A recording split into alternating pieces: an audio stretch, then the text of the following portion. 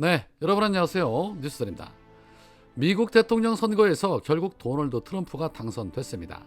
이 트럼프의 당선으로 인해 지금 전 세계가 긴장을 하고 있는데 이유는 간단합니다. 지나칠 정도로 자국 중심의 이익만을 챙기는 대외 정책을 펴는 것도 문제지만 어디로 튈지 모르기 때문입니다.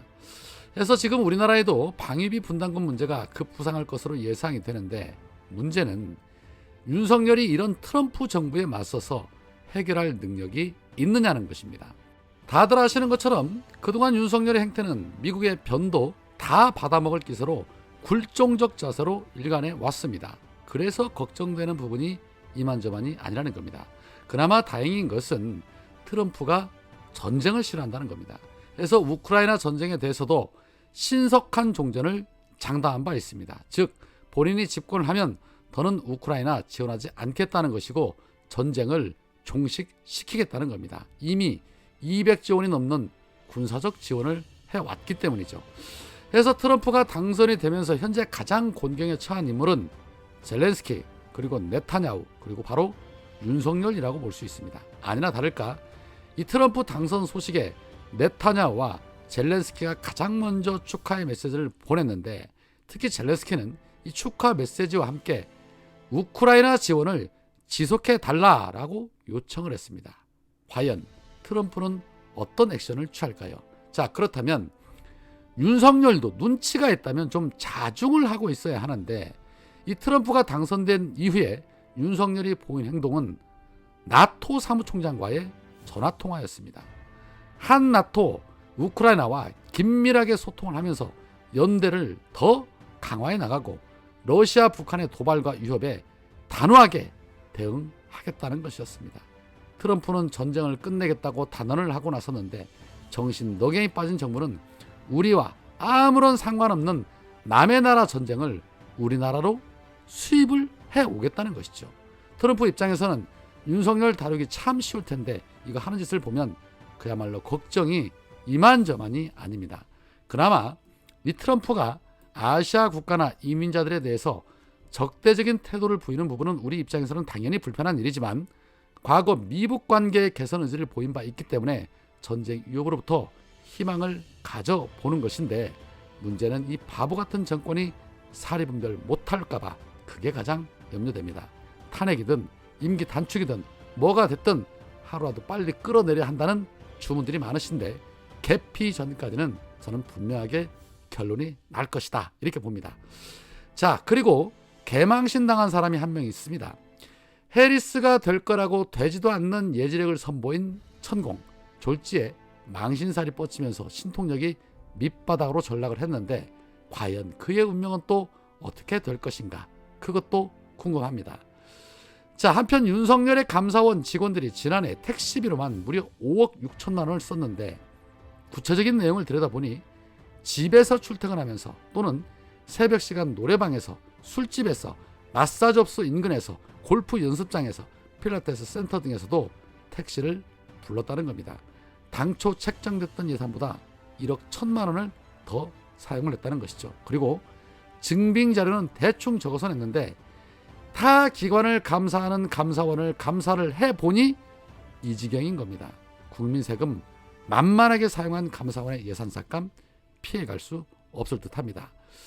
자, 한편 민주당이 그제부터 김건희 특검법 관철을 위한 비상행동에 돌입을 하면서 의원들이 돌아가며 규탄 집회를 벌이고 있는데 이분의 발언을 들으면 언제 들어도 늘 시원합니다. 김건희 팀이요. 김건희 팀 감옥 갑니다. 제 버틸 수가 없어요. 국회 임기가 일단 용산보다 1년 길거든요. 버틸래야 버틸 수가 없습니다. 버티다 가는 것보다는 제때 가는 것이 낫다. 이렇게 생각합니다. 두 번째로는 죄가 워낙 중하잖아요. 그동안의 대통령이나 그 가족들의 어떤 문제가 있었던 거는 뭐 작은 비리나 부패 이런 거였죠. 근데 여기는 인사를 장악해, 예산을 장악해, 공천 개입해, 심지어 전쟁을 음모해, 계엄까지 하려고 해. 이건 봐줄래야 봐줄 수가 없다 이렇게 생각합니다. 셋째로 약발이 떨어졌어요. 김건희 팀은 한마디로 돌팔이 팀입니다. 저 팀이 영적 대화 팀이잖아요. 영적 대화해서 주로 그걸로 움직이는 팀 아닙니까? 전공도 있고 무정도 있고 이번에 보니까 명태균 씨도 무슨 보살이라고 하던데 이 영적 대화 그룹이 특징이 뭐냐면 한 반타작 맞는 거거든요. 근데 이게 반타작도 안 맞기 시작한 겁니다. 오늘 미국 대통령 선거가 끝났잖아요. 제가 우연히 봤는데 천공이 얼마 전에 11월 달에 미국의 해리스가 대통령 된다고.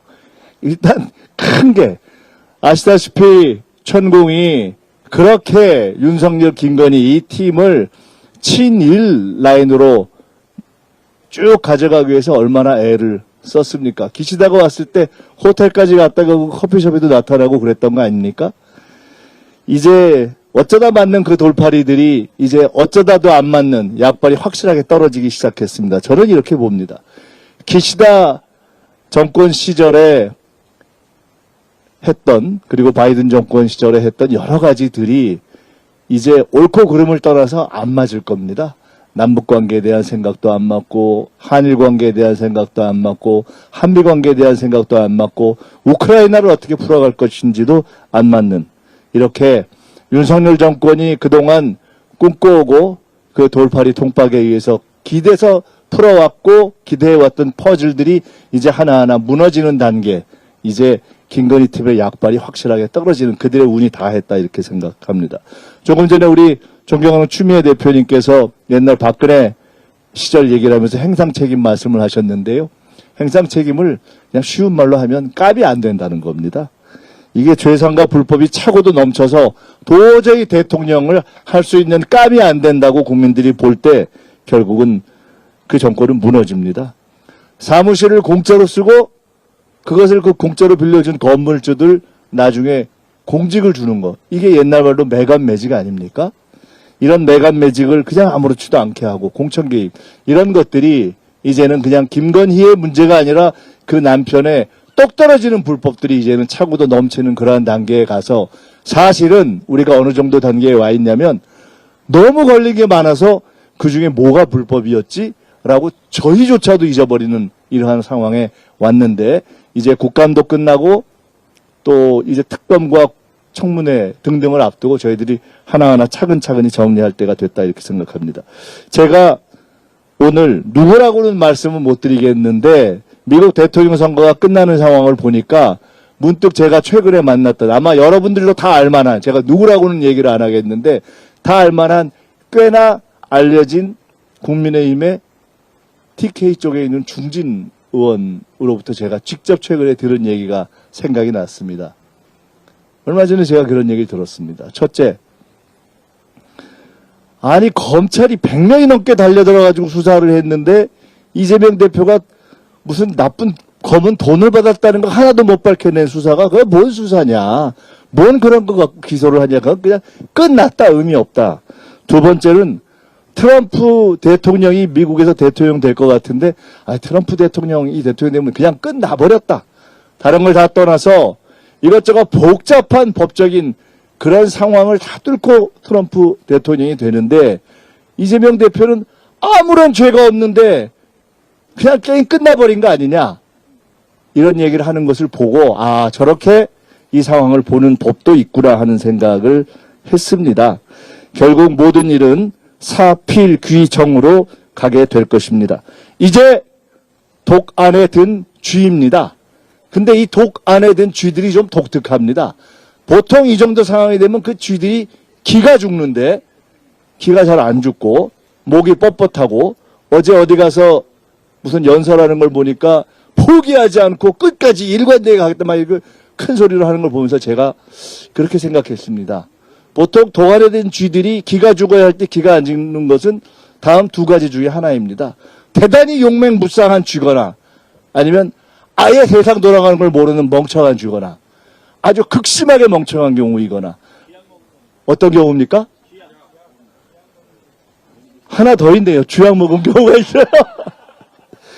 이게 거의 그 수준이 아닌가 싶습니다. 과도한 멍청함 또는 우리가 파악할 수 없는 우리 박주민 위원장님께 확인해 봐야 알 수 있는 그런 성분의 무언가를 먹었을 가능성이 있는 상태가 아닌가 싶습니다.